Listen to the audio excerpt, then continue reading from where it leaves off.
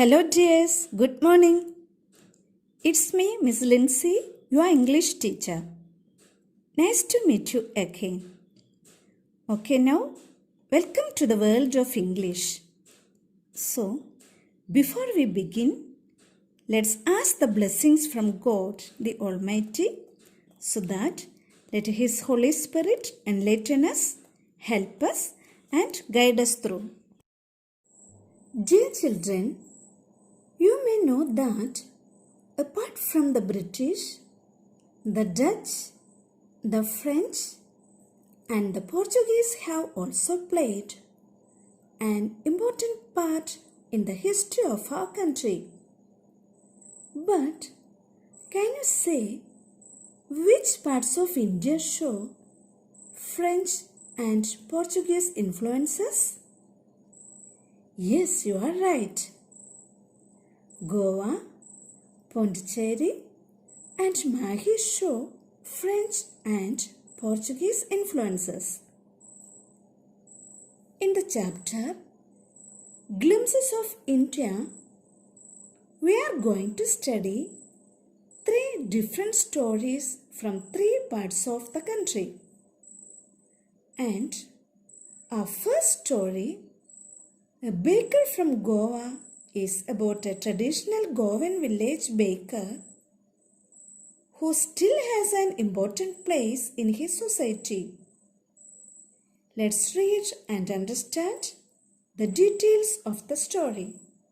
A Baker from Goa, penned down by Lucio Rodriguez.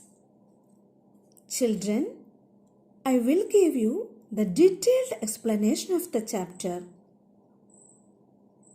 In the first paragraph, it says that the narrator often hears his elders telling about the time when Portuguese ruled Goa.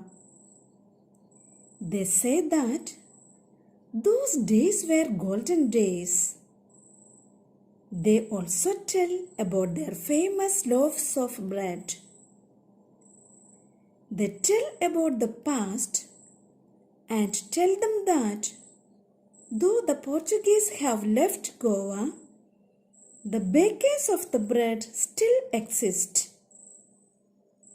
Everything about baking bread is still the same way. The mixers are mixing, the molders are molding the bread in the same way that the Portuguese did. The fire in the furnaces are still burning. The sound of their arrival and the thud of their bamboo stick can still be heard, just like the olden times. In the second paragraph, the narrator recalls that the baker was their friend and companion during their childhood days. The baker used to visit them twice a day, once in the morning when he goes for selling his bread, and then while returning back with his empty basket in the evening. And it was the sound of his bamboo stick that woke the children up in the morning. The children were so happy and excited to meet him, as he used to bring the sweet bread bangles for the children. And the loaves were for the adults that were collected by the maid servant of the household. Here in the third paragraph, it says that the baker often made a musical entry with his bamboo stick. His one hand supported the basket on his head, while the other banged the bamboo on the ground. He would go house to house and greet the ladies of the house before handing them over the loaves. the children used to climb a bench or the wall to peep into the basket. They did not even bother to brush their teeth before having those bread bangles. They considered brushing unnecessary because the hot tea could wash their mouth, and they thought that animals like the tiger never brushed their teeth. In the fourth paragraph, it says that bread is an important part of the Goan culture, and it is evident from its presence at every important occasion such as wedding, engagement, Christmas, as well as all other important occasions.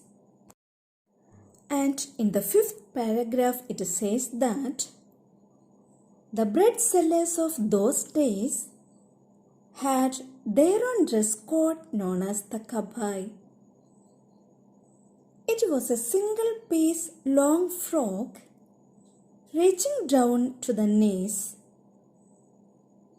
In the narrator's childhood days, he had seen them wearing shirts and pants whose length was shorter than the usual ones. Even today, anyone who wears a half pant which reaches just below the knees gets a comment that he is dressed like a padar. In the last paragraph, it says that the baker used to collect his bills at the end of the month. He used to record his bills on a wall using a pencil. Baking has always been a profitable profession.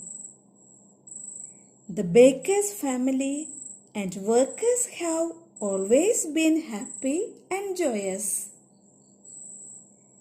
The baker was usually fat, which was a proof that he had a lot to eat, and thus it was a proof of his richness.